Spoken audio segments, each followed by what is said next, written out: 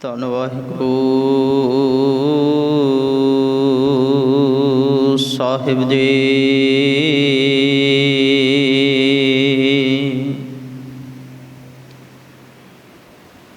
ਹਮ ਅਵਗੁਣ ਭਰੇ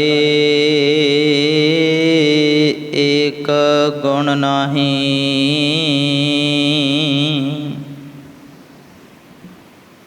ਅੰਮ੍ਰਿਤ ਛਾੜ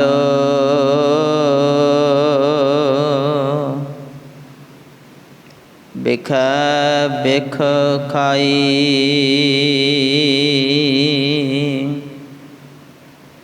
ਮਾਇਆ ਮੋਹ ਭਰਮ ਪੈ ਭੁਲੇ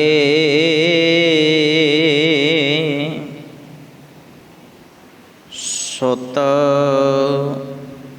ਦਾਰਾ ਸਿਉ ਪ੍ਰੀਤ ਲਗਾਈ।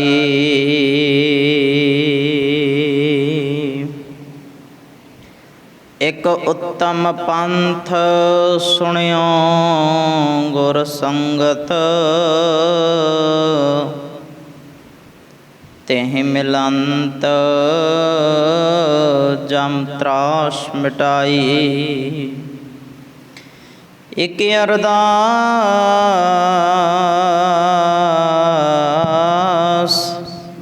ਪਾਠ ਕੀਰਤ ਕੀ ਗੁਰੂ ਰਾਮਦਾਸ ਰਾਖੋ ਸ਼ਰਨਾਈ। ਇਕ ਅਰਦਾਸ ਪਾਠ ਕੀਰਤ ਕੀ ਗੁਰੂ ਰਾਮਦਾਸ ਰਾਖੋ ਸ਼ਰਨਾਈ। ਜੁਗੋ ਜੁਗ ਅਟਲ ਚਵਰ ਛਤਰ ਤਖਤ ਵਖਤ ਦੇ ਮਾਲਿਕ ਗਰੀਬ ਨਿਵਾਜ਼ ਸ਼ਬਦ ਗੁਰੂ ਧੰਨ ਗੁਰੂ ਗ੍ਰੰਥ ਸਾਹਿਬ ਸੱਚੇ ਪਾਤਸ਼ਾਹ ਤਿਨਾਂ ਦੀ ਮੁਬਾਰਕ ਹਜ਼ੂਰੀ ਦੇ ਅੰਦਰ ਜੁੜ ਮਿਲ ਬੈਠੇ ਸਤਿਕਾਰਯੋਗ ਸਤ ਸੰਗੀ ਜਨੋ, ਧੰਨ ਗੁਰੂ ਗ੍ਰੰਥ ਸਾਹਿਬ ਪਾਤਸ਼ਾਹ ਜੀ ਦੀ ਸੰਪਾਦਨਾ ਨੂੰ ਸਮਰਪਿਤ ਪਿਛਲੇ ਕੁਛ ਦਿਨਾਂ ਤੋਂ ਆਪਾਂ ਧੰਨ ਗੁਰੂ ਗ੍ਰੰਥ ਸਾਹਿਬ ਜੀ ਦੇ ਇਤਿਹਾਸ ਬਾਬਤ ਜੋ ਵਿਚਾਰਾਂ ਸਾਂਝੀਆਂ ਕਰ ਰਹੇ ਹਾਂ ਕਿ ਗੁਰੂ ਗ੍ਰੰਥ ਸਾਹਿਬ ਜੀ ਦੀ ਸੰਪਾਦਨਾ ਅਤੇ ਉਹਨਾਂ ਦਾ ਪ੍ਰਕਾਸ਼ ਕਿਵੇਂ ਹੋਇਆ ਤੇ ਗੁਰੂ ਅਰਜਨ ਸਾਹਿਬ ਪਾਤਸ਼ਾਹ ਜੀ ਨੇ ਇਸ ਕਾਰਜ ਦੇ ਲਈ ਕਿੰਨੇ ਕੁ ਯਤਨ ਕੀਤੇ, ਕਿਉਂ ਲੋੜ ਪਈ ਇੱਕ ਬੀੜ ਤਿਆਰ ਕਰਨ ਦੀ, ਉਸ ਬਾਬਤ ਆਪਾਂ ਸਾਰੀਆਂ ਗੱਲਾਂ ਪਿਛਲੇ ਦਿਨੀ ਸਾਂਝੀਆਂ ਕੀਤੀਆਂ ਨੇ। ਤੇ ਇਤਿਹਾਸ ਦੀ ਜੋ ਲੜੀ ਆਪਾਂ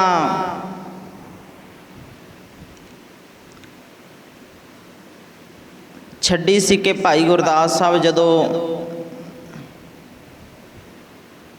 ਸਮਝ ਸਮਝ ਕੇ ਬਾਣੀ ਲਿਖ ਰਹੇ ਨੇ, ਗੁਰੂ ਅਰਜਨ ਸਾਹਿਬ ਲਿਖਾ ਰਹੇ ਨੇ, ਭਗਤਾਂ ਦੀ ਗੁਰਸਿੱਖਾਂ ਦੀ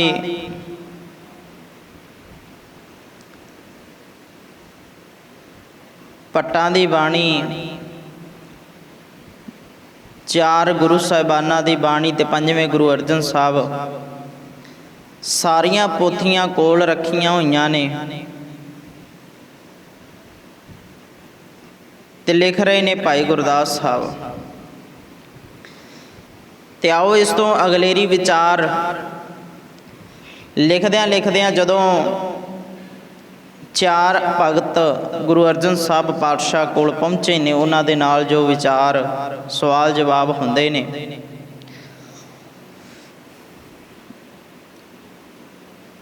ਤਾਂ ਉਹ ਇਤਿਹਾਸ ਨੂੰ ਆਪਾਂ ਸਮਝਣਾ ਹੈ। ਵਿਚਾਰਾਂ ਦੀ ਆਰੰਭਤਾ ਤੋਂ ਪਹਿਲਾਂ ਲਵਾਓ ਹਾਜ਼ਰੀ। ਗੁਰੂ ਬਖਸ਼ੀ ਫਤਿਹ ਪ੍ਰਵਾਨ ਕਰੋ। ਇੱਕ ਵਾਰ ਕਹਿਣ 'ਤੇ आखो जी वाहिगुरु जी का खालसा वाहिगुरु जी की फतेह। भाई गुरदास साहब लिख रहे ने भाई बन्नो जी शाही कलम की सेवा कर रहे ने ते गुरु ग्रंथ साहब पातशाह जी दे अंक ने जिहड़े लिखे जा रहे हैं ते बड़ी सावधानियां वरतियां गुरु ग्रंथ साहब लिखण दे लई।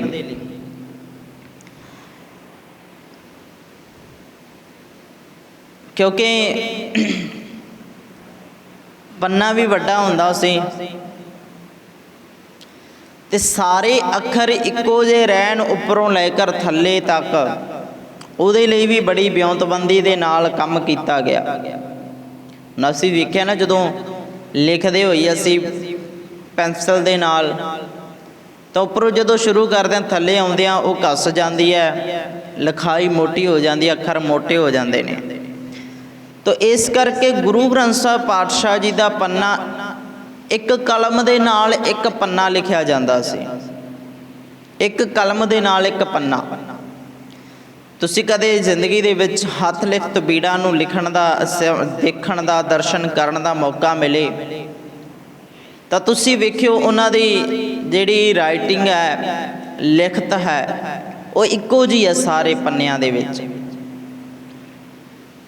ਇਹ ਦੇਖਿਆ ਜਾਂਦਾ ਸੀ ਵੀ ਕਲਮ ਕਿਤੇ ਮੋਟੀ ਨਾ ਹੋ ਗਈ ਹੋਵੇ, ਕੱਸ ਨਾ ਗਈ ਹੋਵੇ, ਤਾਂ ਇੱਕ ਪੰਨੇ ਨੂੰ ਸਿਰਫ ਇੱਕ ਕਲਮ ਦੇ ਨਾਲ ਲਿਖਿਆ ਜਾਂਦਾ ਸੀ, ਫਿਰ ਨਵੀਂ ਕਲਮ ਲਾਈ ਜਾਂਦੀ ਸੀ। ਤੇ ਇੱਦਾਂ ਲਿਖਦਿਆਂ ਚਾਰ ਭਗਤ ਸਮੇਂ ਦੇ ਕਾन्हा, ਪੀਲੂ, ਛੱਜੂ ਅਤੇ ਸ਼ਾਹ ਹੁਸੈਨ ਪਹੁੰਚੇ ਨੇ। ਸਤਿਗੁਰੂ ਗੁਰੂ ਅਰਜਨ ਸਾਹਿਬ ਪਾਤਸ਼ਾਹ ਜੀ ਨੇ ਅਦਬ ਸਤਿਕਾਰ ਦੇ ਨਾਲ ਬਿਠਾਇਆ, ਪਲੰਘ ਲਾ ਕੇ ਦਿੱਤਾ, ਬੈਠ ਗਏ। ਤਾਂ ਸਤਿਗੁਰੂ ਜੀ ਕਹਿੰਦੇ ਵੀ ਹਾਂ ਬਾਣੀ ਤੁਹਾਡੀ ਦਰਜ ਹੋ ਸਕਦੀ ਹੈ, ਪਰ ਪਹਿਲਾਂ ਅਸੀਂ ਸੁਣਾਂਗੇ ਲਾਜ਼ਮੀ ਤੁਹਾਡੀ ਬਾਣੀ ਨੂੰ। ਸਾਰੇ ਬੈਠ ਗਏ। ਸਭ ਤੋਂ ਪਹਿਲ ਤੇ ਕਾन्हा ਆਇਆ। ਸਤਿਗੁਰੂ ਜੀ ਕਹਿੰਦੇ ਕਾन्हा ਜੀ ਤੁਸੀਂ ਆਪਣੀ ਬਾਣੀ ਸੁਣਾਓ, ਕੀ ਲਿਖਿਆ ਹੈ। ਤੇ ਕਿ ਕਾन्हा ਹੈ ਜਿਹੜਾ ਚੰਦੂ ਦਾ ਰਿਸ਼ਤੇਦਾਰ ਵੀ ਹੈ। ਚੰਦੂ ਜਿਹਦੀ ਧੀ ਦਾ ਰਿਸ਼ਤਾ ਸੀ ਜੋ ਸਤਿਗੁਰੂ ਜੀ ਨੇ ਮੋੜ ਦਿੱਤਾ ਸੀ। ਚੰਦੂ ਰਿਸ਼ਤੇਦਾਰ ਆ ਕਾन्हे ਦਾ। ਤੇ ਹੁਣ 86 ਜਿਹੜੀ ਥਾਪਣਾ ਵੀ ਨਾਲ ਹੀ ਹੈ, ਰਾਜਨੀਤਿਕ ਬੰਦਾ ਹੈ ਕਿਉਂਕਿ ਰਿਸ਼ਤੇਦਾਰੀ ਹੈ। ਤੇ ਸਤਿਗੁਰੂ ਗੁਰੂ ਅਰਜਨ ਸਾਹਿਬ ਪਾਤਸ਼ਾਹ ਜੀ ਕਹਿੰਦੇ ਕਾन्हा ਜੀ ਸੁਣਾਓ, ਤੁਸੀਂ ਕੀ ਸੁਣਾਉਣਾ ਹੈ। ਤੇ ਕਾन्हा ਜੀ ਬੋਲਣ ਲੱਗੇ, ਕਹਿੰਦੇ ਉਹੀ ਰੇ ਮੈਂ ਉਹੀ ਰੇ, ਨਾਰਦ ਸਾਰਦ ਜਾ ਕੋ ਸੇਵੇ, ਸਭ ਸੇਵੇ ਦੇਵੀ ਦੇਵਾ ਰੇ, ब्रह्म विष्णु महेश आराधे, सब करदे जाकी सेवा रे। गुरु अर्जन साहब पातशाह जी ने सुनिया ते मुस्कुरा दिता। सतगुरु कहंदे कान्हा जी की लिखिया, ओही रे मैं ओही रे। गुरमत अनुसार नहीं तुहाडी गल, इत्थे अपनी तारीफ नहीं चलती, मैं दी गल नहीं हुंदी, इत्थे तां तू तू हुंदी है। कबीर तू तू करता तू हुआ, मुझ में रहा ना हूँ। इत्थे तां गल आखी जाती है, मैं नाही कश हो नहीं कश आहे ना मोरा, जब हम होते तब तू नाही, अब तू ही मैं नाही। मैं दी कोई गल ही नहीं है। तुस तां लिख दिता ओही रे मैं ओही रे।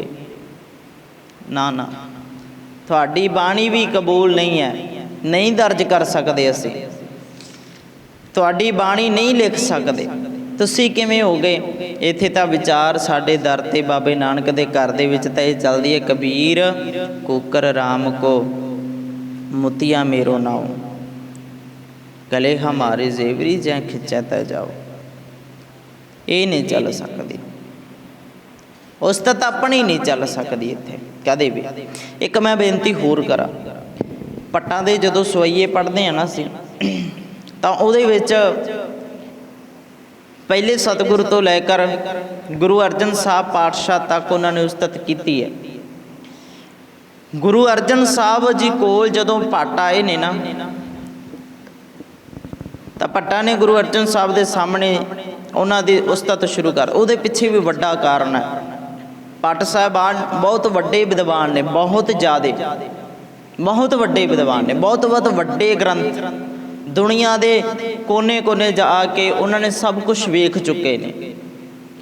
ਪਰ ਜਦੋਂ ਗੁਰੂ ਘਰ ਦੇ ਵਿੱਚ ਆਏ ਨੇ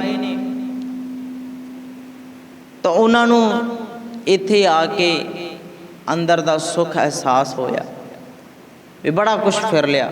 ਰਹਿਓ ਸੰਤ ਹਾਂ ਟੋਲ ਸਾਧ ਬਹੁਤ ਤੇਰੇ ਡਿੱਠੇ, ਬੜਾ ਕੁਛ ਵੇਖ ਲਿਆ। ਸੰਨਿਆਸੀ ਤਪੱਸੀ ਮੁਖੋਂ ਇਹ ਪੰਡਿਤ ਮਿੱਠੇ, ਬੜੇ ਦੇਖ ਆਂਦੇ। ਤਪੱਸੀ ਵੀ ਦੇਖ ਲਏ, ਸੰਨਿਆਸੀ ਵੀ ਵੇਖ ਲਏ, ਪੰਡਿਤ ਵੀ ਵੇਖ ਲਏ, ਪਰ ਤੇਰੇ ਵਰਗੇ ਨਹੀਂ। ਤੇ ਜਦੋਂ ਇਹਦਾ ਕਰਨ ਲੱਗੇ ਨਾ, ਗੁਰੂ ਅਰਜਨ ਸਾਹਿਬ ਪਾਤਸ਼ਾਹ ਜੀ ਨੇ ਰੋਕ ਦਿੱਤਾ। ਇਤਿਹਾਸ 'ਚੋਂ ਆਪਾਂ ਪਿੱਛੋਂ ਸਮਝ ਰਹੇ ਹਾਂ, ਜਦੋਂ ਭੱਟ ਸਾਹਿਬਾਨ ਆਏ ਨੇ, ਕਿਤੇ ਇਹ ਨਾ ਹੋ ਜਾਵੇ ਵੀ ਗੁਰੂ ਅਰਜਨ ਸਾਹਿਬ ਨੇ ਕਾਨ੍ਹਾ ਜੀ ਨੂੰ ਤਾਂ ਕਹਿਤਾ ਆਪਦੀ ਸਿਫਤ ਨਹੀਂ, ਪਰ ਭੱਟ ਸਾਹਿਬਾਨਾਂ ਨੇ ਤਾਂ ਗੁਰੂ ਦੀ ਸਿਫਤ ਲਿਖੀ ਹੈ। ਗੱਲ ਸਮਝਿਓ ਗੌਰ ਦੇ ਨਾਲ, ਉਹਦੇ ਪਿੱਛੇ ਵੱਡਾ ਕਾਰਨ ਸੀ। ਤੇ ਜਦੋਂ ਭੱਟ ਗੁਰੂ ਅਰਜਨ ਸਾਹਿਬ ਦੀ ਸਿਫਤ ਕਰਨ ਲੱਗੇ ਨਾ, ਤਾਂ ਗੁਰੂ ਅਰਜਨ ਸਾਹਿਬ ਜੀ ਨੇ ਰੋਕ ਦਿੱਤਾ। ਕਹਿੰਦੇ ਰੁਕੋ, ਕਹਿੰਦੇ ਫੁੱਲਾਂ ਦੀ ਤਾਂ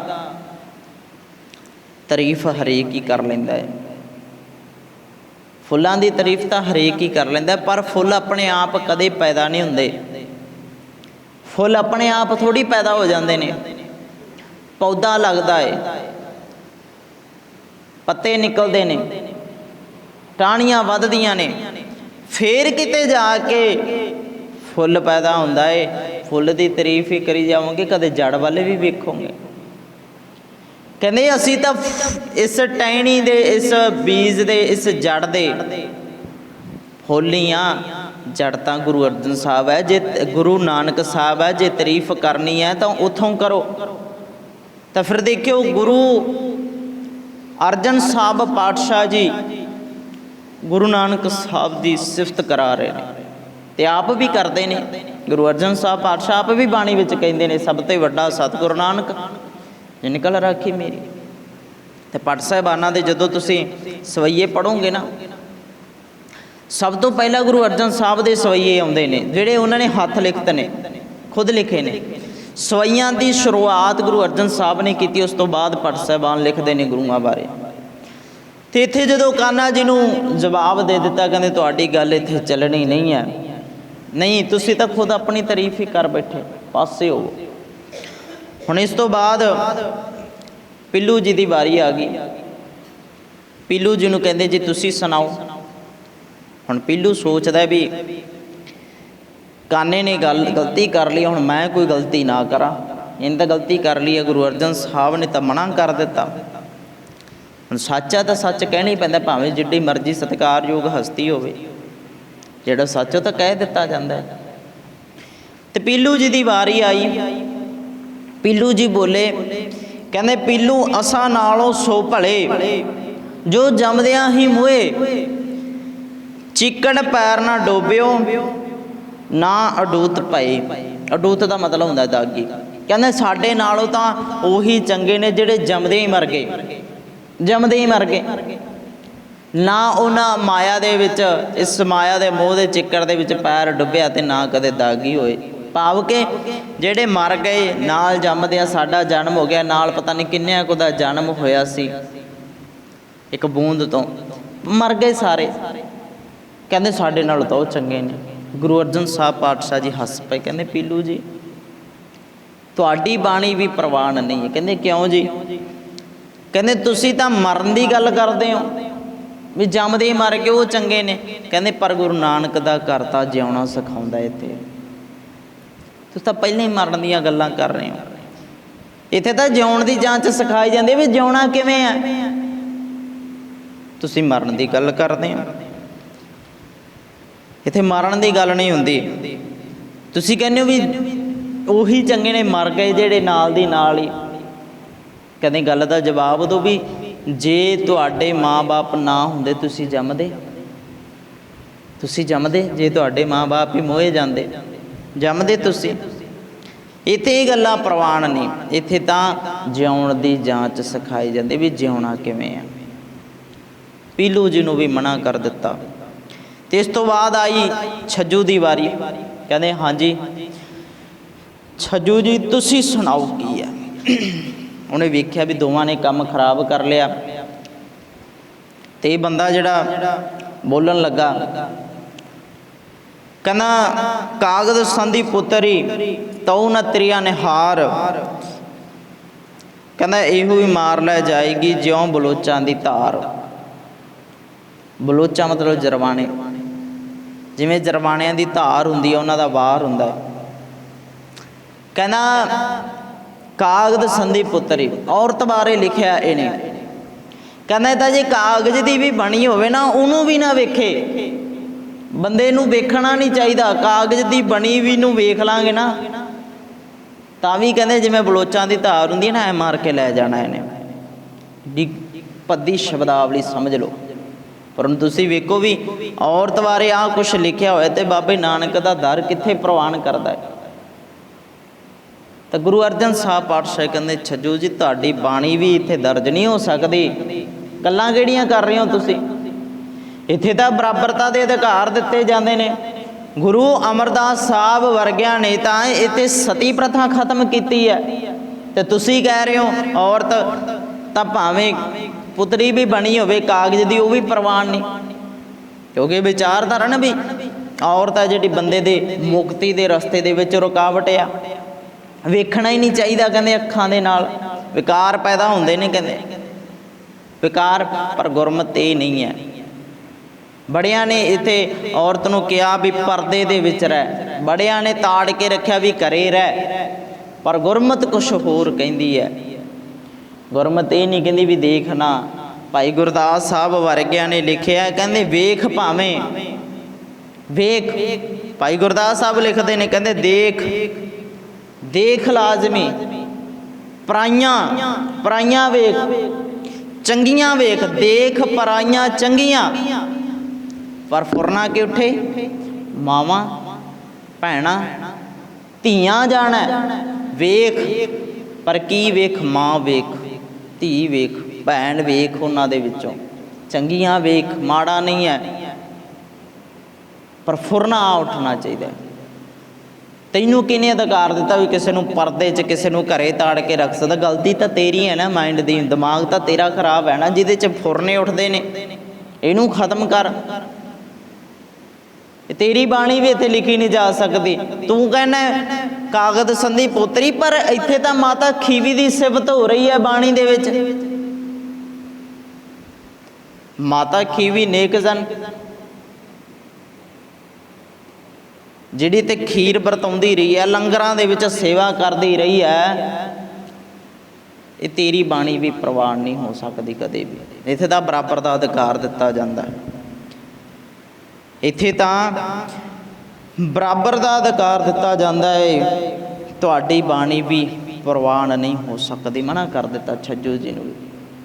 ਅਤੇ ਇਸ ਤੋਂ ਬਾਅਦ ਆਈ ਸ਼ਾਹ ਹੁਸੈਨ ਦੀ ਵਾਰੀ। ਇਹ ਬੜਾ ਚਲਾਕ ਬੰਦਾ ਸੀ। ਇਹਨੇ ਸੋਚਿਆ ਵੀ ਤਿੰਨਾਂ ਨੇ ਇਹਨਾਂ ਨੇ ਵੀ ਕੰਮ ਖਰਾਬ ਕਰਾ ਲਿਆ, ਹੁਣ ਮੈਂ ਜਿਹੜਾ ਕੁਛ ਬੋਲਣਾ ਹੈ ਖਰਾਬ ਹੀ ਨਾ ਹੋਵੇ ਕੰਮ। ਤੇ ਬੋਲਣ ਲੱਗਾ, ਕਹਿੰਦਾ ਚੁੱਪ ਵੇ ਅੜਿਆ, ਚੁੱਪ ਵੇ ਅੜਿਆ, ਬੋਲਣ ਦੀ ਜਾ ਨਾਹੀਂ, ਬੋਲਣ ਦੀ ਜਾ ਨਾਹੀਂ, ਅੰਦਰੋਂ ਬਾਹਰ ਇੱਕੋ ਸਾਈਂ, ਕਿਸ ਤੇ ਅੱਖ ਸੁਣਾਈ। ਕਹਿੰਦਾ ਚੁੱਪ ਹੀ ਕਰ ਜਾ, ਬਸ ਬੋਲ ਹੀ ਨਾ, ਕੁਛ ਵੀ ਨਾ ਬੋਲ। ਤੇ ਗੁਰੂ ਅਰਜਨ ਸਾਹਿਬ ਪਾਤਸ਼ਾਹ ਕਹਿੰਦੇ ਸ਼ਾਹ ਹੁਸੈਨ ਜੀ ਚੁੱਪ ਕਰਿਆ ਕਿਵੇਂ ਸਰ ਸਕਦਾ ਹੈ। ਇੱਥੇ ਤੇਰੀ ਬਾਣੀ ਵੀ ਪ੍ਰਵਾਨ ਨਹੀਂ ਹੁੰਦੀ। ਇੱਥੇ ਤਾਂ ਬਾਣੀ ਆਖਦੀ ਹੈ ਬੋਲ ਸੋ ਧਰਮੀੜਿਆ ਮੋਨਕਤ ਧਾਰੀ ਰਾਮ। ਚੁੱਪ ਕਰਕੇ ਕਿਤੇ ਕੰਮ ਹੋ ਸਕਦਾ ਹੈ। ਇੱਥੇ ਤਾਂ ਬੋਲਣ ਦੀ ਜਾਂਚ ਸਿਖਾਈ ਜਾਂਦੀ ਹੈ, ਪਰ ਬੋਲਣਾ ਗੁਰੂ ਮੁਤਾਬਕ ਆਉਣਾ ਚਾਹੀਦਾ। ਤੈਨੂੰ ਗੁਰੂ ਮੁਤਾਬਕ ਬੋਲਣਾ ਆਉਣਾ ਚਾਹੀਦਾ ਤੈਨੂੰ, ਜਿਵੇਂ ਗੁਰੂ ਕਹਿੰਦਾ, ਗੁਰੂ ਮੁਤਾਬਕ। ਆਪਾਂ ਕਹਿੰਦੇ ਆਖਦੇ ਨੇ ਵੀ ਬੰਦਾ ਬੋਲਣ ਲੱਗ ਗਿਆ, ਬੱਚਾ ਬੋਲਣ ਲੱਗ ਗਿਆ। ਅਸਲ ਦੇ ਵਿੱਚ ਸਾਨੂੰ ਬੋਲਣ ਦੀ ਜਾਂਚ ਤਾਂ ਸਾਰੀ ਜ਼ਿੰਦਗੀ ਨਹੀਂ ਹੁੰਦੀ। ਜਪਜੀ ਸਾਹਿਬ ਦੇ ਵਿੱਚ ਸਵਾਲ ਆ, ਕਹਿੰਦੇ ਮੋਹੋਂ ਕੇ ਬੋਲਣ ਬੋਲੀਐ, ਜਿਤ ਸੁਣ ਧਰੇ ਪਿਆਰ। ਕਿਹੋ ਜਿਹੇ ਬੋਲ ਬੋਲੀਏ ਜਿਹਦੇ ਨਾਲ ਪਿਆਰ ਪੈਦਾ ਹੋਵੇ। ਬੋਲਣ ਦੀ ਜਾਂਚ ਤਾਂ ਇੱਥੇ ਗੁਰਦੁਆਰਾ ਸਿਖਾਉਂਦਾ ਹੈ ਗੁਰੂ ਦਾ ਦਰ, ਤੇ ਤੂੰ ਕਹਿੰਦਾ ਚੁੱਪ ਕਰ ਜੀ। ਚੁੱਪ ਕਿੱਦਾਂ ਰਹਿ ਸਕਦੇ ਆ? ਸਾਡਾ ਤਾਂ ਸਿਧਾਂਤ ਹੀ ਇੱਥੋਂ ਸ਼ੁਰੂ ਹੁੰਦਾ, ਚੁੱਪ ਹੈ ਚੁੱਪ ਨਾ ਹੋਵੇ ਹੀ ਜੇ ਲਾਏ ਰਹਾ ਲਿਵਤਾਰ। ਸਤਿਗੁਰੂ ਜੀ ਨੇ ਚਾਰਾਂ ਨੂੰ ਨਕਾਰ ਦਿੱਤਾ, ਕਹਿੰਦੇ ਤੁਹਾਡੀ ਬਾਣੀ ਨਹੀਂ ਹੋ ਸਕਦੀ ਦਰਜ, ਇੱਥੇ ਨਹੀਂ ਹੋ ਸਕਦੀ। ਤੇ ਚਾਰੋਂ ਨੂੰ ਮਨਾ ਕਰ ਦਿੱਤਾ, ਪੋਥੀਆਂ ਕਹਿੰਦੇ ਆਪਣੀਆਂ ਸੰਭਾਲ ਕੇ ਲੈ ਜਾਓ, ਤੁਹਾਡੀ ਬਾਣੀ ਨਹੀਂ ਦਰਜ ਹੋ ਸਕਦੀ। ਤੇ ਇਸ ਤੋਂ ਬਾਅਦ ਚਾਰਾਂ ਨੂੰ ਮੁੜ ਕੇ ਲਿਖਦੇ ਰਹੇ ਭਾਈ ਗੁਰਦਾਸ ਸਾਹਿਬ ਬਾਣੀ, ਤੇ ਸਤਿਗੁਰੂ ਗੁਰੂ ਅਰਜਨ ਸਾਹਿਬ ਪਾਤਸ਼ਾਹ ਲਿਖਾਉਂਦੇ ਰਹੇ। ਤੇ ਤਕਰੀਬਨ 15 ਅਗਸਤ 1604 ਨੂੰ ਬੀੜ ਤਿਆਰ ਹੋਈ ਹੈ, ਭਾਵ ਸਾਰੀ ਬਾਣੀ ਲਿਖੀ ਗਈ। 1604 ਨੂੰ ਮੁਕੰਮਲ ਹੋਈ। ਤੇ ਸਭ ਤੋਂ ਪਹਿਲਾਂ ਇਹਦੇ 974 ਪੰਨੇ ਸਨ। ਯਾਦ ਰੱਖਿਓ ਵੀ ਇਸ ਗੁਰੂ ਗ੍ਰੰਥ ਸਾਹਿਬ ਦੇ ਜਦੋਂ ਪਹਿਲਾਂ ਗੁਰੂ ਅਰਜਨ ਸਾਹਿਬ ਨੇ ਤਿਆਰ ਕਰਵਾਈ ਸੀ ਨਾ ਹੱਥ ਲਿਖਤ, 974 ਪੰਨੇ, 974 1604 ਦੇ ਵਿੱਚ 15 ਅਗਸਤ 1604 ਨੂੰ ਮੁਕੰਮਲ ਹੋਇਆ ਸਾਰਾ ਕਾਰਜ। ਤੇ ਪਹਿਲਾਂ ਜਦੋਂ ਤਿਆਰ ਕੀਤਾ ਗਿਆ ਤੇ ਫਿਰ ਪ੍ਰੋਫੈਸਰ ਸਾਹਿਬ ਸਿੰਘ ਲਿਖਦੇ ਨੇ ਵੀ 15 ਦਿਨ ਇਹਨੂੰ ਲੱਗੇ ਨੇ ਤਤਕਰਾ ਤਿਆਰ ਕਰਨ ਤੇ। ਤਤਕਰਾ ਇੰਡੈਕਸ ਜਿੱਦਾਂ ਅੱਗੇ ਲਿਖਿਆ ਹੁੰਦਾ ਨਾ ਵੀ ਸ਼ੁਰੂ ਹੋਣੀ ਹੈ ਬਾਣੀ, ਤਾਂ ਉਦੋਂ ਪਹਿਲਾਂ ਲਿਖਿਆ ਹੈ ਤਤਕਰਾ ਵੀ ਇੰਨੇ ਪੰਨੇ ਤੇ ਆਹ ਸ਼ਬਦ ਹੈ, ਇੰਨੇ ਤੇ ਆਹ ਸ਼ਬਦ ਹੈ, ਇੰਨੇ ਤੇ ਆਹ ਬਾਣੀ, ਇੰਨੇ ਤੇ ਆਹ ਬਾਣੀ। ਤਤਕਰਾ 15 ਦਿਨ ਲੱਗੇ ਤਤਕਰਾ ਤਿਆਰ ਕਰਨ ਤੇ।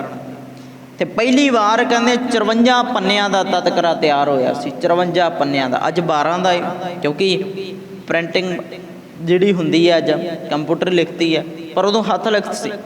54 ਪੰਨਿਆਂ ਦਾ ਤਤਕਰਾ ਤਿਆਰ ਹੋਇਆ। ਤੇ ਗੁਰੂ ਗ੍ਰੰਥ ਸਾਹਿਬ ਦੇ ਵਿੱਚ ਦੋ ਤਰ੍ਹਾਂ ਦੇ ਤਤਕਰੇ ਨੇ, ਇੱਕ ਰਾਗਾਂ ਦਾ, ਰਾਗਾਂ ਮੁਤਾਬਕ ਆ, ਤੇ ਦੂਜਾ ਸ਼ਬਦਾਂ ਮੁਤਾਬਕ, ਸ਼ਬਦ ਦੀ ਪਹਿਲੀ ਪੰਗਤੀ। ਤੇ ਵਿਦਵਾਨ ਲਿਖਦੇ ਨੇ ਵੀ 5887 ਸ਼ਬਦ ਨੇ ਜਿਨ੍ਹਾਂ ਦੇ ਭਾਈ ਗੁਰਦਾਸ ਸਾਹਿਬ ਵਰਗੇ ਨੇ ਤਤਕਰੇ ਤਿਆਰ ਕੀਤੇ। ਤੇ ਮਾਫ਼ ਕਰਨਾ, ਅੱਜ ਸਾਨੂੰ ਬਹੁਤਿਆਂ ਨੂੰ ਇਹ ਨਹੀਂ ਪਤਾ ਹੋਣਾ ਵੀ ਜਪਜੀ ਸਾਹਿਬ ਕਿੰਨੇ ਤੋਂ ਸ਼ੁਰੂ ਹੋ ਕੇ ਕਿੰਨੇ ਤੇ ਸਮਾਪਤ ਹੁੰਦਾ ਹੈ, ਕਿੰਨੇ ਕੁ ਅੰਕਾਂ ਦਾ ਜਪਜੀ ਹੈ, ਨਹੀਂ ਪਤਾ ਹੋਣਾ। ਪਰ ਸਤਿਗੁਰੂ ਨੇ ਪਹਿਲਾਂ ਲਿਖ ਕੇ ਸਾਰਾ ਕੁਝ ਤਿਆਰ ਕਰਕੇ ਦਿੱਤਾ। ਤਿਆਰ ਹੋਇਆ 15 ਸਤੰਬਰ 1604 ਨੂੰ ਲਿਖਿਆ ਗਿਆ ਸੀ। ਤੇ ਹੁਣ ਸਮਾਂ ਆ ਗਿਆ 1 ਸਤੰਬਰ ਦਾ, 1 ਸਤੰਬਰ ਜਿਹੜਾ ਆਪਾਂ ਪ੍ਰਕਾਸ਼ ਪੁਰਬ ਮਨਾਉਣਾ। ਇੱਕ ਰਾਤ ਪਹਿਲੀ ਨੂੰ ਗੁਰੂ ਅਰਜਨ ਸਾਹਿਬ ਪਾਤਸ਼ਾਹ ਜੀ ਬੜੇ ਗੰਭੀਰ ਬੈਠੇ ਨੇ, ਬੜੇ ਗੰਭੀਰ ਹੋ ਕੇ ਸੋਚਾਂ ਦੇ ਵਿੱਚ। ਤੇ ਕਹਿੰਦੇ ਕਿ ਇੰਨੇ ਕੁ ਸੋਚਾਂ ਦੇ ਵਿੱਚ ਡੂੰਘੇ ਸਨ, ਪਹਿਲਾਂ ਕਦੇ ਦੇਖੇ ਹੀ ਨਹੀਂ ਸੀ ਵੀ ਇੰਨੇ ਫਿਕਰਮੰਦ ਹੋਏ ਹੋਣਗੇ। ਤੇ ਆ ਕੇ ਸਿੱਖਾਂ ਨੇ ਪੁੱਛਿਆ, ਸਤਿਗੁਰੂ ਜੀ ਇੰਨੇ ਹੈਰਾਨ ਕਿਉਂ ਹੋ, ਹੈਰਾਨ ਕਿਉਂ ਹੋ? ਕਹਿੰਦੇ ਹੈਰਾਨ ਮੈਂ ਤਾਂ ਹਾਂ, ਇਹ ਸੋਚ ਰਿਹਾ ਹਾਂ ਵੀ ਇਸ ਬੀੜ ਦੇ, ਇਸ ਗ੍ਰੰਥ ਦੀ ਹਜ਼ੂਰੀ ਦੇ ਵਿੱਚ ਬਿਠਾਵਾਂ ਕਿਹਨੂੰ, ਬਿਠਾਵਾਂ ਕਿਹਨੂੰ? ਕਹਿੰਦੇ ਜੇ ਮੈਂ ਬੇਦੀਆਂ ਦੀ ਕੁੱਲ ਦੇ ਵਿੱਚੋਂ ਭਾਉਣਾ, ਗੁਰੂ ਨਾਨਕ ਸਾਹਿਬ ਬੇਦੀ ਕੁੱਲ ਦੇ, ਜੇ ਬੇਦੀਆਂ 'ਚੋਂ ਭਾਵਾਂ ਤਾਂ ਉਹ ਕਹਿਣਗੇ ਸਾਡੀ ਜਾਇਦਾਦ ਹੈ, ਤ੍ਰਿਣਾਂ ਦੇ ਵਿੱਚੋਂ ਬਿਠਾਵਾਂ ਤਾਂ ਉਹ ਕਹਿਣਗੇ ਸਾਡੀ ਜਾਇਦਾਦ ਹੈ। ਗੁਰੂ ਅੰਗਦ ਸਾਹਿਬ ਤ੍ਰਿਣਿਆਂ ਦੇ ਵਿੱਚੋਂ ਸਨ, ਗੁਰੂ ਅਮਰਦਾਸ ਭੱਲਿਆਂ ਵਿੱਚੋਂ ਸਨ। ਜੇ ਭੱਲਿਆਂ ਨੂੰ ਭਾਇਆ ਉਹਨਾਂ ਨੇ ਕਹਿ ਦੇਣਾ ਸਾਡੀ ਜਾਇਦਾਦ ਹੈ, ਸੋਢੀਆਂ ਵਿੱਚੋਂ ਭਾਇਆ ਤਾਂ ਉਹਨਾਂ ਨੇ ਕਹਿ ਦੇਣਾ ਸਾਡੀ ਜਾਇਦਾਦ, ਤਾਂ ਭਾਈਏ ਕਿਹਨੂੰ? ਤੇ ਫੈਸਲਾ ਹੋਇਆ, ਕਹਿੰਦੇ ਕਿ ਹਜ਼ੂਰੀ ਦੇ ਵਿੱਚ ਬਾਬੇ ਬੁੱਢੇ ਨੂੰ ਭਾਇਆ ਜਾਵੇ, ਸਭ ਤੋਂ ਪਹਿਲ ਤੇ ਬਾਬੇ ਬੁੱਢੇ ਨੂੰ ਭਾਇਆ ਜਾਵੇ। ਤੇ ਇੱਕ ਗੱਲ ਬਾਬਾ ਬੁੱਢਾ ਜੀ ਦੇ ਜੀਵਨ ਦੇ ਵਿੱਚ ਬੜੀ ਕਮਾਲ ਦੀ ਹੈ, ਬੜੀ ਉੱਤਮ ਸੇਵਾ ਬਾਬੇ ਬੁੱਢੇ ਦੀ ਜ਼ਿੰਦਗੀ ਦੇ ਵਿੱਚ ਆਈ ਹੈ। ਜਿੱਦਣ ਇਹ ਫੈਸਲਾ ਗੁਰੂ ਅਰਜਨ ਸਾਹਿਬ ਨੇ ਕੀਤਾ ਕਿ ਬਾਬਾ ਬੁੱਢਾ ਹਜ਼ੂਰੀ ਦੇ ਵਿੱਚ ਬੈਠੇਗਾ, 1506 ਦਾ ਜਨਮ ਹੈ ਤੇ ਅੱਜ 1604 ਹੋ ਚੁੱਕੀ ਹੈ। 98 ਸਾਲ ਦੀ ਉਮਰ ਬਾਬੇ ਬੁੱਢੇ ਦੀ ਹੈ, 98 ਸਾਲ ਦੀ। ਜਿੱਦਣ ਗੁਰੂ ਅਰਜਨ ਸਾਹਿਬ ਨੇ ਫੈਸਲਾ ਲਿੱਤਾ ਬਾਬਾ ਬੁੱਢਾ ਹਜ਼ੂਰੀ ਵਿੱਚ ਬੈਠੇਗਾ, ਆਪ ਪਹਿਲਾ ਗ੍ਰੰਥੀ ਬਣੇਗਾ। ਇੱਕ ਗੱਲ ਆਪਾਂ ਗੱਲ ਕਰ ਰਹੇ ਸਾਂ ਵੀ ਬਾਬੇ ਬੁੱਢੇ ਦੀ ਜੀਵਨ ਦੇ ਵਿੱਚ ਵੱਡੀ ਸੇਵਾ ਸਮਝੋ, ਇੱਕ ਵੀ ਜਦੋਂ ਵੀ ਕਿਸੇ ਵੀ ਗੁਰੂ ਦਾ ਪ੍ਰਕਾਸ਼ ਹੋਇਆ ਹੈ, ਇੱਕ ਗੱਲ ਸਮਝਿਓ, ਗੁਰੂ ਦਾ ਪ੍ਰਕਾਸ਼ ਉਸ ਦਿਨ ਹੋਇਆ ਜਿੱਦਣ ਗੁਰਤਾ ਗੱਦੀ ਤੇ ਬੈਠਾ ਹੈ। ਭਾਵੇਂ ਕਿ ਗੁਰੂ ਅੰਗਦ ਸਾਹਿਬ ਭਾਈ ਲਹਿਣੇ ਦੇ ਰੂਪ ਵਿੱਚ ਪਹਿਲਾਂ ਹੋਰ ਥਾਂ ਵੀ ਜਾਂਦੇ ਨੇ, ਮਾਂ ਦੇਵੀ ਦੇ ਵੀ ਜਾਂਦੇ ਨੇ, ਗੁਰੂ ਅਮਰਦਾਸ ਸਾਹਿਬ ਵੈਸ਼ਨੋ ਵੀ ਜਾਂਦੇ ਨੇ, ਬੜਾ ਕੁਛ ਕਰਦੇ ਨੇ।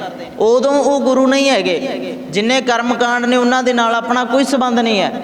ਪਰ ਜਦੋਂ ਗੁਰੂ ਬਣ ਜਾਂਦੇ ਨੇ ਉਦੋਂ ਬਾਅਦ ਉਹ ਸਾਡੇ ਗੁਰੂ ਨੇ। ਤੇ ਬਾਬੇ ਬੁੱਢੇ ਦੀ ਐਡੀ ਸੇਵਾ ਜਦੋਂ ਵੀ ਗੁਰੂ ਪ੍ਰਗਟ ਹੋਇਆ ਬਾਬੇ ਬੁੱਢੇ ਨੇ ਕੀਤਾ। ਗੁਰੂ ਅੰਗਦ ਸਾਹਿਬ ਨੂੰ, ਗੁਰੂ ਨਾਨਕ ਸਾਹਿਬ ਵੀ ਤਾਂ ਗੁਰਤਾ ਗੱਦੀ ਤੇ ਬਾ ਸਕਦੇ ਸਨ। ਇਤਿਹਾਸ ਤੁਸੀਂ ਪੜ੍ਹਦੇ ਹੋ ਵੀ ਸਾਰਾ ਕੁਛ ਗੁਰੂ ਨਾਨਕ ਸਾਹਿਬ ਨੇ ਬਾਬੇ ਬੁੱਢੇ ਨੂੰ ਫੜਾਇਆ ਕਿ ਗੁਰੂ ਅੰਗਦ ਸਾਹਿਬ ਨੂੰ ਤੁਸੀਂ ਗੱਦੀ ਤੇ ਬਾਓ। ਗੁਰੂ ਅੰਗਦ ਸਾਹਿਬ ਨੇ ਬਾਬੇ ਬੁੱਢੇ ਨੂੰ ਕਿਹਾ ਕਿ ਗੁਰੂ ਅਮਰਦਾਸ ਨੂੰ ਪਹਿਲਾਂ ਤੂੰ ਕਹਿ। ਗੁਰੂ ਅੰਗਦ ਸਾਹਿਬ ਵੀ ਤਾਂ ਸਾਰਾ ਕੁਛ ਫੜਾ ਸਕਦੇ ਸਨ, ਪੋਥੀਆਂ ਦੇ ਸਕਦੇ ਸਨ, ਮੱਥਾ ਟੇਕ ਸਕਦੇ ਸਨ, ਪਰ ਬਾਬੇ ਬੁੱਢੇ ਨੂੰ ਸੇਵਾ ਵੀ ਪਹਿਲਾ ਪ੍ਰਕਾਸ਼ ਬਾਬਾ ਬੁੱਢਾ ਹੀ ਕਰਦਾ ਹੈ। ਜਦੋਂ ਵੀ ਗੁਰੂ ਦਾ ਪ੍ਰਕਾਸ਼ ਹੁੰਦਾ ਬਾਬੇ ਬੁੱਢੇ ਦਾ, ਆਪਾਂ ਇਤਿਹਾਸ ਦੇ ਵਿੱਚੋਂ ਤਾਂ ਸਮਝਦੇ ਹਾਂ ਵੀ ਬਾਬਾ ਤਿਲਕ ਲਾਉਂਦਾ ਸੀ ਪਹਿਲਾਂ, ਉਹ ਚਲੋ ਇੱਕ ਵੱਖਰਾ ਵਿਸ਼ਾ ਹੈ। ਪਰ ਜਿੰਨਾ ਕੁ ਕੁਛ ਪੋਥੀਆਂ ਗੁਰਤਾ ਗੱਦੀ ਤੇ ਬਾਉਣਾ, ਦਸਤਾਰ ਦੇਣੀ, ਬਾਬਾ ਬੁੱਢੇ ਦੇ ਹਿੱਸੇ ਆ। ਪਹਿਲੇ ਦਿਨ ਤੋਂ ਸੇਵਾ। ਅੰਮ੍ਰਿਤ ਵੇਲਾ ਹੋਇਆ 1 ਸਤੰਬਰ 1604 ਦਾ ਦਿਨ ਚੜ੍ਹਿਆ ਹੈ, ਜਿਹੜਾ ਅੱਜ ਅਸੀਂ ਮਨਾ ਰਹੇ ਹਾਂ ਮੂਲ ਨਾਨਕ ਸ਼ਾਹੀ ਕੈਲੰਡਰ ਦੇ ਮੁਤਾਬਕ। ਤੇ ਪਹਿਲਾ ਦਿਨ ਚੜ੍ਹਿਆ ਤੇ ਅੱਜ ਕਹਿੰਦੇ ਵੀ ਦਰਬਾਰ ਸਾਹਿਬ ਅੰਮ੍ਰਿਤਸਰ ਦੇ ਵਿੱਚ ਪ੍ਰਕਾਸ਼ ਹੋਣਾ ਹੈ। ਬੜੀਆਂ ਸੰਗਤਾਂ ਉਤਸ਼ਾਹਤ ਨੇ, ਚਾਹ ਹੈ, ਬੜੀਆਂ ਸੰਗਤਾਂ ਇਕੱਠੀਆਂ ਹੋਈਆਂ ਨੇ, ਸੱਜਣ ਵਿਦਵਾਨ ਇਕੱਠੇ ਹੋਏ ਨੇ। ਤੇ ਰਾਮਸਰ ਦੇ ਕੰਢੇ ਤੋਂ ਅੱਜ ਬੀੜ ਲੈ ਕੇ ਆਉਣੀ ਆ, ਅੰਮ੍ਰਿਤ ਵੇਲਾ ਹੈ। ਤੇ ਕਹਿੰਦੇ ਬਾਬੇ ਬੁੱਢੇ ਜੀ ਦੇ ਸੀਸ ਤੇ ਟਿਕਾਇਆ ਗਿਆ ਗੁਰੂ ਗ੍ਰੰਥ ਸਾਹਿਬ। ਤੇ ਗੁਰੂ ਅਰਜਨ ਸਾਹਿਬ ਖੁਦ ਚੌਰ ਕਰ ਰਹੇ ਨੇ। ਤੇ ਗੁਰੂ ਅਰਜਨ ਸਾਹਿਬ ਜੀ ਨੇ ਕਿਹਾ, ਭਾਈ ਬਾਬਾ ਬੁੱਢਾ ਜੀ ਨੂੰ ਕਹਿੰਦੇ ਬਾਬਾ ਜੀ ਚੱਲੋ। ਤੇ ਬਾਬਾ ਬੁੱਢਾ ਜੀ ਹੈਰਾਨ ਹੋਏ, ਕਹਿੰਦੇ ਵੀ ਗੱਲ ਕਿੱਧਰ ਨੂੰ ਗਈ? ਅੱਜ ਤੱਕ ਤੁਸੀਂ ਸਾਡੇ ਅੱਗੇ ਚੱਲਦੇ ਰਹੇ ਹੋ, ਜੇ ਤੁਸੀਂ ਤੁਰੋਗੇ ਤਾਂ ਅਸੀਂ ਸਿੱਖ ਤੁਹਾਡੇ ਪਿੱਛੇ ਤੁਰਾਂਗੇ। ਸਿੱਖ ਦਾ ਤਾਂ ਫਰਜ਼ ਗੁਰੂ ਦੇ ਪਿੱਛੇ ਤੁਰਨਾ ਹੈ, ਚੱਲੋ ਤੁਸੀਂ ਤੁਰੋ ਅੱਗੇ। ਗੁਰੂ ਅਰਜਨ ਸਾਹਿਬ ਪਾਤਸ਼ਾਹ ਕਹਿੰਦੇ ਗੱਲ ਤੇਰੀ ਠੀਕ ਹੈ, ਪਰ ਸਿੱਖਾ ਜਿਹਨੂੰ ਤੂੰ ਗੁਰੂ ਕਹਿ ਰਿਹਾ ਹੈ ਨਾ, ਉਹ ਗੁਰੂ ਨਹੀਂ ਹੈ, ਮੈਂ ਗੁਰੂ ਨਹੀਂ ਹੈ। ਗੁਰੂ ਤਾਂ ਅੱਜ ਤੇਰੇ ਸਿਰ ਤੇ ਬੈਠਾ ਹੈ, ਮੈਂ ਵੀ ਇਹਨੂੰ ਗੁਰੂ ਮੰਨਦਾ ਜਿਹੜੇ ਤੇਰੇ ਸਿਰ ਤੇ ਬੈਠਾ ਹੈ। ਬਾਣੀ ਗੁਰੂ, ਗੁਰੂ ਹੈ ਬਾਣੀ, ਵਿੱਚ ਬਾਣੀ ਅੰਮ੍ਰਿਤ ਸਾਰੇ, ਮੈਂ ਵੀ ਇਹਨੂੰ ਗੁਰੂ ਮੰਨਦਾ ਹਾਂ। ਜਿਹੜੀ ਤੇਰੇ ਸਿਰ ਤੇ ਅੱਜ ਪੋਥੀ ਧਰੀ ਹੋਈ ਹੈ ਨਾ, ਬੀੜ ਧਰੀ ਹੋਈ ਹੈ, ਤੋਰੇ ਨੂੰ ਅੱਗੇ ਲੈ ਕੇ ਮੈਂ ਵੀ ਇਹਨੂੰ ਹੀ ਮੰਨਦਾ ਹਾਂ, ਇਹਨੂੰ ਹੀ ਮੰਨਦਾ ਹਾਂ। ਤੇ ਦਰਬਾਰ ਸਾਹਿਬ ਅੰਮ੍ਰਿਤਸਰ ਦੇ ਵਿੱਚ ਗੱਦਾ ਲਾਇਆ ਗਿਆ, ਪਲੰਘ ਲਾਇਆ ਗਿਆ ਤੇ ਜਿਹਦੇ ਉੱਤੇ ਜਾ ਕੇ ਬੀੜ ਨੂੰ ਰੱਖਿਆ ਗਿਆ। ਇੱਕ ਗੱਲ ਸਮਝਿਓ, ਅੱਜ ਤੱਕ ਦਰਬਾਰ ਸਾਹਿਬ ਬਣਿਆ ਹੈ ਨਾ, ਜਦੋਂ ਦਾ ਗੁਰੂ ਰਾਮਦਾਸ ਸਾਹਿਬ, ਗੁਰੂ ਅਰਜਨ ਸਾਹਿਬ, ਕਿਸੇ ਵੀ ਗੁਰੂ ਨੇ ਉੱਥੇ ਕਦੇ ਗੱਦਾ ਨਹੀਂ ਲਾਇਆ ਵੀ ਬੈਠਣ ਦੇ ਲਈ ਉੱਚਾ ਬੈਠ ਕੇ। ਦਰਬਾਰ ਸਾਹਿਬ ਦੇ ਵਿੱਚ ਕਦੇ ਨਹੀਂ। ਸਭ ਤੋਂ ਪਹਿਲਾਂ ਬਾਬਾ ਖੇਮ ਸਿੰਘ ਬੇਦੀ ਨੇ ਲਾਇਆ ਤੇ ਗੁਰੂ ਗ੍ਰੰਥ ਸਾਹਿਬ ਵਾਰਸ਼ੇ ਲਾਇਆ ਗਿਆ।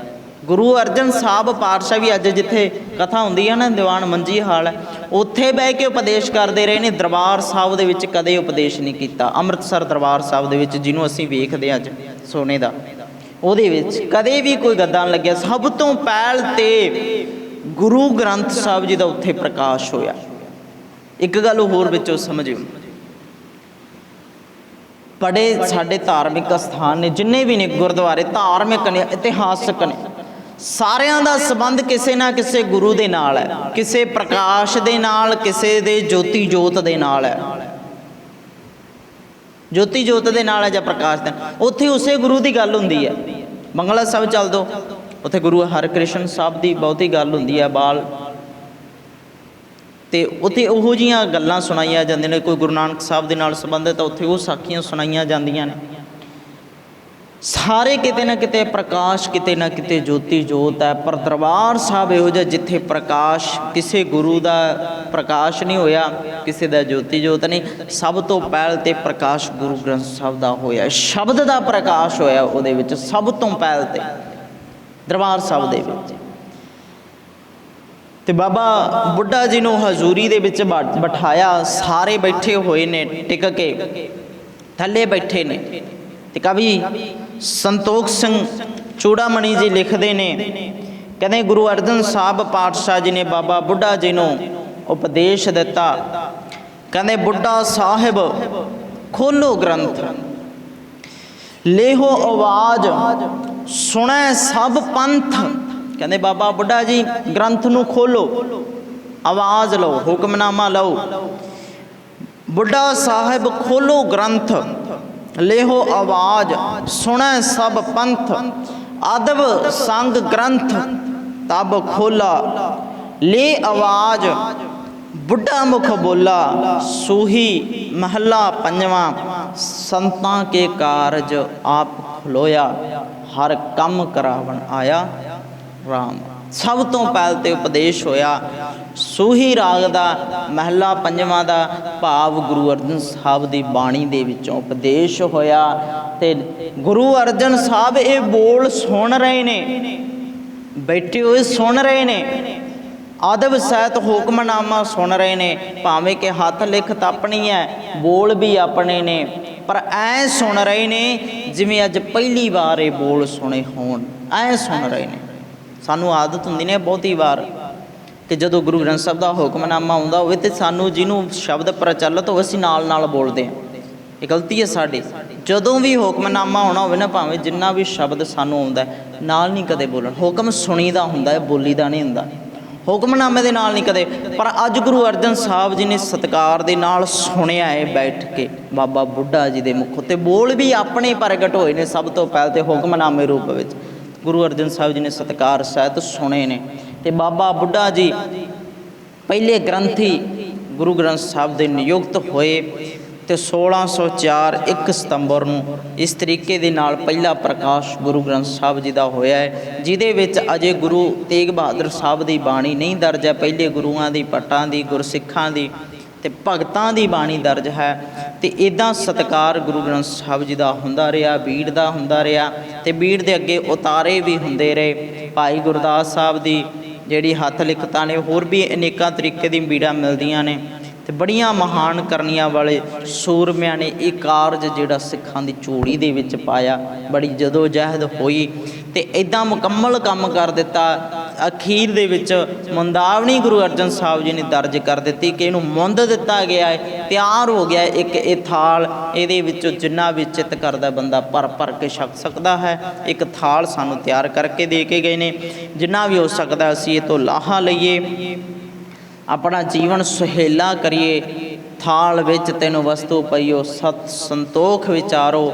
ਅੰਮ੍ਰਿਤ ਨਾਮ ਠਾਕੁਰ ਕਾ ਪਾਇਓ, ਜਿਸ ਕਾ ਸਭ ਸੁਧਾਰੋ। ਸਤ ਸੰਤੋਖ ਭਾਵ ਗੁਣ ਪਏ ਨੇ, ਅੰਮ੍ਰਿਤ ਨਾਮ ਪਿਆ ਹੈ, ਇਹਦੇ ਵਿੱਚ ਅਸੀਂ ਲੈਣਾ ਹੈ। ਇਹ ਸਤਿਗੁਰੂ ਜੀ ਸਾਨੂੰ ਇੱਕ ਤੋਹਫਾ ਦੇ ਕੇ ਗਏ ਨੇ, ਸਾਨੂੰ ਤੋਹਫਾ ਦੇ ਕੇ ਗਏ ਨੇ। ਇਹਨੂੰ ਵੀ ਕਦੇ ਖੋਲ੍ਹ ਕੇ ਵੇਖੀਏ। ਸਤਿਗੁਰੂ ਰਹਿਮਤ ਕਰਨ। ਇਸੇ ਇਤਿਹਾਸ ਗੁਰੂ ਗ੍ਰੰਥ ਸਾਹਿਬ ਜੀ ਦੀ ਸੰਪਾਦਨਾ ਦਾ, ਪਹਿਲੇ ਪ੍ਰਕਾਸ਼ ਦਾ ਆਪਾਂ ਸੰਖੇਪ ਸਹਿਤ ਸੁਣਾਇਆ ਹੈ।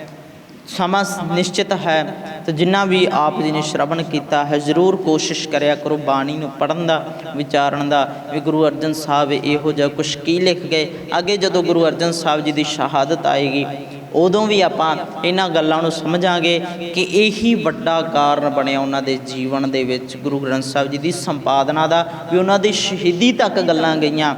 ਜਿਹੜੇ 4 ਭਗਤ ਮੋੜੇ ਸਨ, ਉਹਨਾਂ ਨੇ ਗੱਲਾਂ ਜਾ ਕੇ ਹਕੂਮਤਾਂ ਕੋਲ ਕਰੀਆਂ ਵੀ ਸਾਨੂੰ ਮੋੜ ਦਿੱਤਾ ਗਿਆ। ਇਹਨਾਂ ਨੇ ਬਾਣੀ ਇਕੱਠੀ ਕਰ ਦਿੱਤੀ। ਕਬੀਰ, ਫਰੀਦ, ਰਵਿਦਾਸ ਵਰਗੇ ਨਾਲ ਪਾ ਲਏ, ਸਾਨੂੰ ਮਨਾ ਕਰ ਦਿੱਤਾ।